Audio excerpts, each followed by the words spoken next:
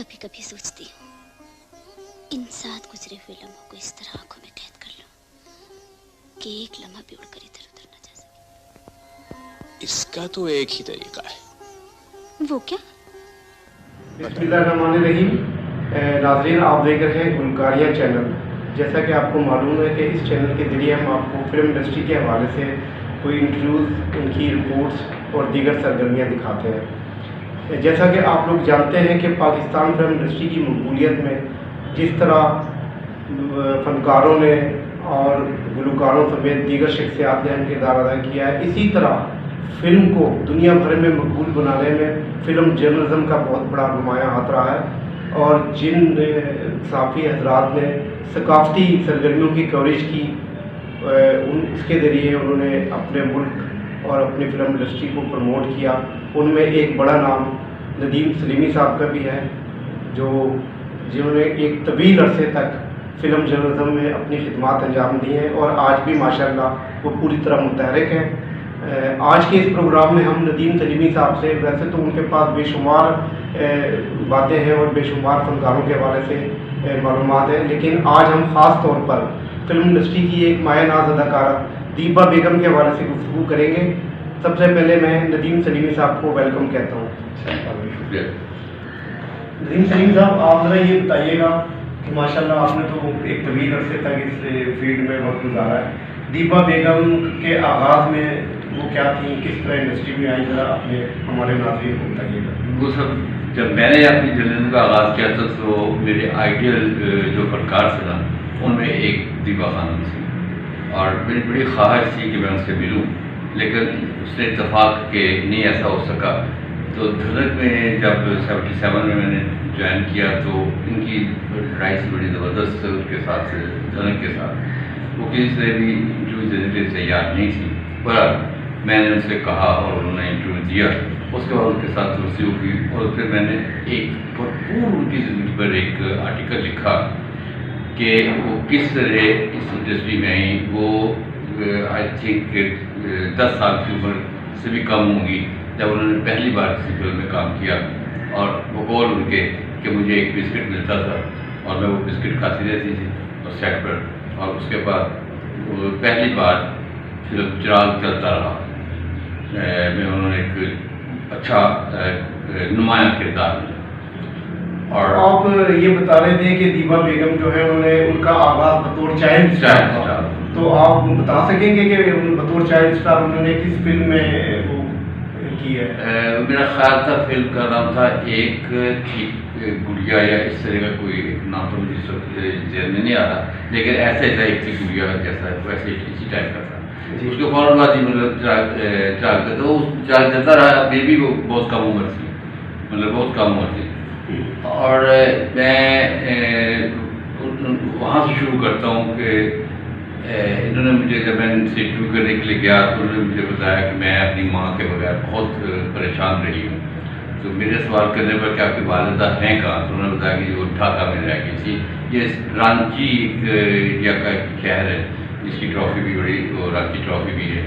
तो हम वहाँ से पार्टीशन में पाकिस्तान आए और वालदा वहाँ खो गई, तो पता चला मुझे बहुत बाद में जाके कि वो वहाँ, तो जिन्होंने इनकी फूफो जिसको गिरजा कहते थे, उनको इन्होंने बहुत जोर लगाया कि मुझे अपनी माँ से मिल लेने दे, लेकिन वो आने बहाने के अपने आप मतलब वो नहीं कर रहे थे। रहमान साहब ने एक फिल्म शुरू की थी मिलन, तो दीपा ने 1 रुपया मुआवजे पर वो फिल्म साइन की मिलन, सिर्फ इसलिए कि मैं ढाका जाऊँगी तो वहाँ मैं अपनी माँ को तलाश करूँ। वो फिर ढाका गई और ढाका जिस तरह वो गई वो इस तरह के वो घर से निकली, उन्होंने सारे जो कुछ उस वक्त तक कमाया हुआ था सारा कुछ उन्होंने अपने फूफो को मतलब सौंप दिया कि ये ले लो, मुझे जाने दो। उन्होंने नहीं जाने दी थी, रात को भूखा पहन के वो घर से निकली, अब रस्तों का पता नहीं था। बहुत देर आके यहाँ यूनिवर्सिटी वाला बस स्टॉप, जो पंजाब यूनिवर्सिटी वाला बस स्टॉप, वहाँ खड़ी हुई और बहरहाल उसके बाद वो ढाका पहुँच गई रहमान के थ्रू। वहाँ अपनी माँ को तलाश करती एक दो किसी बाजार से गुजर रही थी, तो फोटोग्राफर्स की दुकान पे दूसरा आपने देखा उस वक्त तस्वीरें बड़ी बड़ी लगाई होती। ये जानने के लिए एक तस्वीर को इन्होंने मुझे अट्रैक्ट किया कि ये मुझे मेरी माँ लगती है। ये फोटोग्राफर के पास गई, उस दुकान के ओनर के पास, मैं कहा ये कौन है? उन्होंने बताया कि ये इस फलां जगह पर रहती हैं और बड़ी, फिर इस तरह मैं वहाँ मैंने अपनी माँ से मुलाकात की और फिर मैं अपनी माँ को लेके पाकिस्तान। ये बड़ा दिलचस्प वाक़या आपने सुनाया। एक तो ये इत्कार जी, और दूसरा ये था कि बहुत ही मतलब मजलूम कह लें, इन पे ऐसे ऐसे वक्त आए कि घर साहब का हिजरात के घर के बिल्कुल साथ ही है, तो इन्होंने एक फिल्म, 2 फिल्में शुरू की और वो पहली फिल्म थी मरहूम जावेद फाजिल की मेरे जीवन साथी जी, जो कंप्लीट हो गई लेकिन रिलीज ना हो सकी। तो उसके जो डिस्ट्रीब्यूटर थे उन्होंने इस पर दावा किया हुआ था, वो उनके हाथ में वो दावा हो गया और ये घर का बिके। मैं महमूद मोदी जो अब एडिटर हैं हमारे जहाँ के, रुखसाना नूर जो अल्लाह के रहमत करे, और हमने बड़ी ही कोशिश करके कि इससे पहले कि ये पैसे कहीं और इन्वेस्ट कर दें, हमने गार्डन टाउन में घर तलाश किया और वहाँ कर करा के वहाँ उन्होंने घर ले लिया। अब हम उन्होंने कहा चलो ठीक है, थोड़ा सा मतलब 2 बेटे और 1 बेटी मिथिया जो इस वक्त टीवी की बड़ी नामवर स्टार हैं। तो कुछ अर्से के बाद मुझे इन्होंने फ़ोन किया कि खा रहा हूँ, मैं कहा खैरियत से। मैं पहुँचा, कहते कि मेरा तो ये घर बिक रहा है। मैंने कहा आप क्या हो गया, घर क्यों बिक रहा है? उन्होंने 2 जर्नलिस्टों के नाम लिए कि उन्होंने मेरे साथ पहले मुझे सब्ज़ बाग दिखाए कि फिश फॉर्म बनाते हैं और फलां करते हैं फलां करते हैं। इन्होंने मुझे UBL से कर्जा ले दिया। अब वो ना तो फिश फॉर्म कहीं नज़र आ रहा है, ना वो कुछ है, वो UBL जो है वो मुझे घर को कह रहे हैं आप क्या कहते हैं नीलाम करना।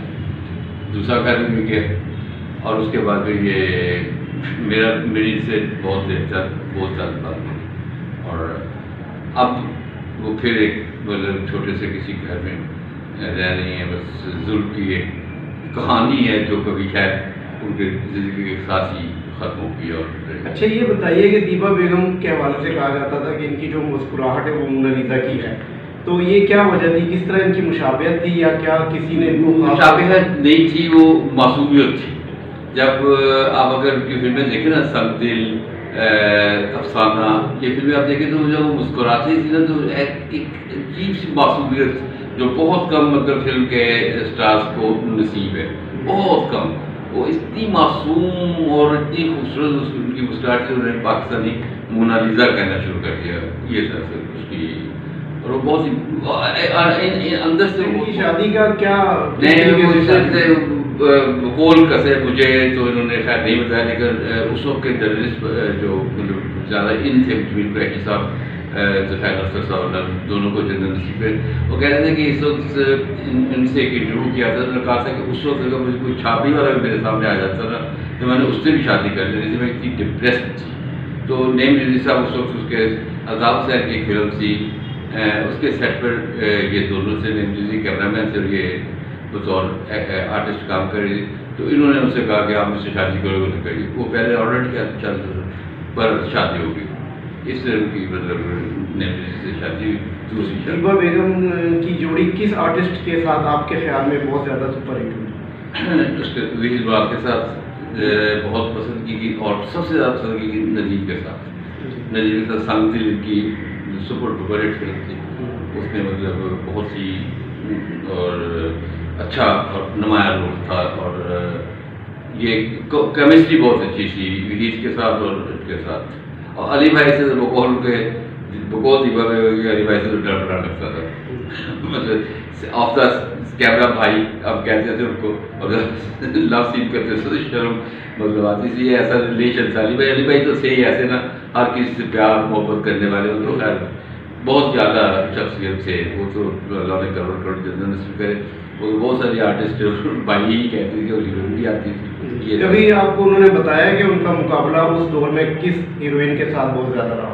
उन्होंने ज़ेबा बेगम थी और उनसे मतलब बहुत ज़्यादा रहा और उनके दौर में कोई मतलब कोई ख़ास था नहीं ये मतलब जिससे कोई मतलब होता। दीवा थी, ज़ेबा थी, यही मतलब 2-3 आर्टिस्ट थे जिनके साथ वो मतलब होता था। दीवानी जो दीवा और एक आदमी मतलब दूसरा आर्टिस्ट होते दीवा, तो बहुत हिट आर्टिस्ट थी। और रियाज शाह से वो बहुत पसंद। जी सलमी साहब, आपको बहुत शुक्रिया। और नाज़रीन, आपको हम बताते चले कि दीवा बेगम ने एज ए हीरोइन के बाद जब माँ के करैक्टर किए तो वो भी बड़े यादगार रोल हैं उनके। सीता मरियम, मार्गरेट, हवाएं और दीगर फिल्मों में उनके किरदार बहुत जानदार हैं। आज भी वो पूरी उसी मेहनत और शौक़ से फिल्म स्क्रीन पर, टीवी पर काम करने में। अपने दिल से पूछो। दिल है किसके पास? याद आया, वो तो तुम मुझे दे चुकी हो, मगर मेरा दिल तो तुम्हारे पास है ना, कहीं खो तो नहीं दिया? जो चीज़ जिंदगी से भी ज्यादा अजीज हो उसे कौन खो सकता है?